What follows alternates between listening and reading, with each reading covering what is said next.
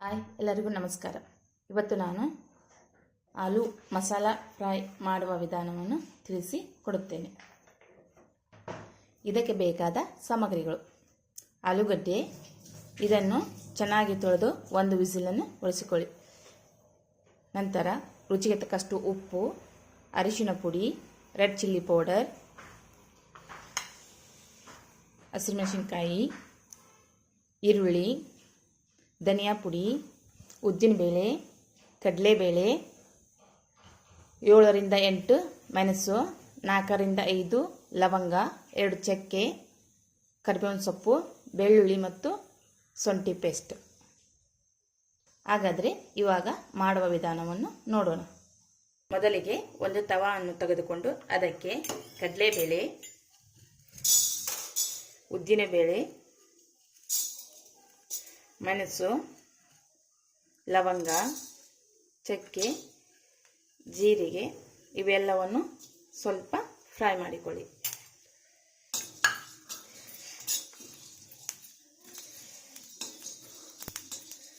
ಈ ಫ್ರೈ ಮಾಡಿ ಹಾಕುವುದರಿಂದ ಆಲೂ ಮಸಾಲ ಫ್ರೈ ಚೆನ್ನಾಗಿ ಬರುತ್ತದೆ.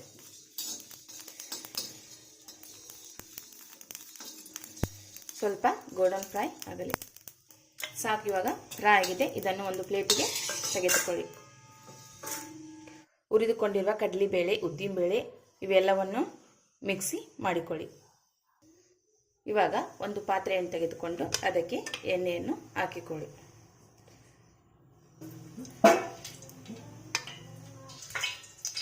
ಎಣ್ಣೆ ಕಾದ ನಂತರ ಈರುಳ್ಳಿ, ಹಸಿಮೆಣಸಿನಕಾಯಿ ಚೆನ್ನಾಗಿ ಫ್ರೈ ಮಾಡಿಕೊಳ್ಳಿ.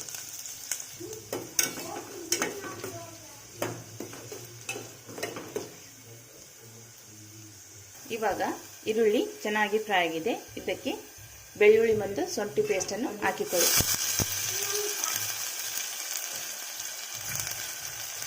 ನಂತರ ಧನಿಯಾ ಪುಡಿ,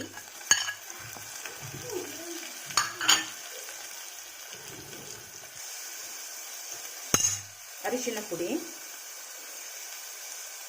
ರೆಡ್ ಚಿಲ್ಲಿ ಪೌಡರ್, ರುಚಿಗೆ ತಕ್ಕಷ್ಟು ಉಪ್ಪನ್ನು ಹಾಕಿಕೊಳ್ಳಿ.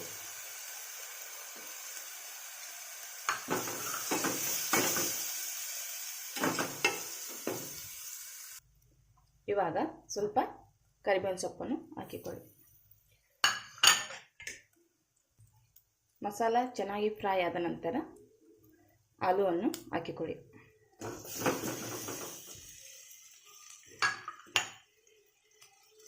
ಆಲೂಗಡ್ಡೆಯನ್ನು ಹಾಕಿಕೊಂಡು ಚೆನ್ನಾಗಿ ಮಿಕ್ಸ್ ಮಾಡಿಕೊಳ್ಳಿ. ಇವಾಗ ಮಿಕ್ಸಿ ಮಾಡಿಕೊಂಡಿರುವ ಪುಡಿಯನ್ನು ಹಾಕಿಕೊಳ್ಳಿ. ಚೆನ್ನಾಗಿ ಮಿಕ್ಸ್ ಮಾಡಿಕೊಳ್ಳಿ. ತಿನ್ನಲು ತುಂಬ ರುಚಿಯಾಗಿರುತ್ತದೆ.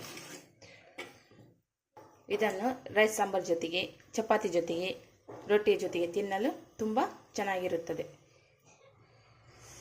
ಈ ರೆಸಿಪಿ ನಿಮಗೆ ಇಷ್ಟ ಆಗಿದೆ ಅಂತ ತಿಳ್ಕೊತೀನಿ. ಇಷ್ಟ ಆಗಿದ್ರೆ ಲೈಕ್ ಮಾಡಿ, ಶೇರ್ ಮಾಡಿ, ಕಾಮೆಂಟ್ ಮಾಡಿ, ಸಬ್ಸ್ಕ್ರೈಬ್ ಆಗಿ. Thank you for watching.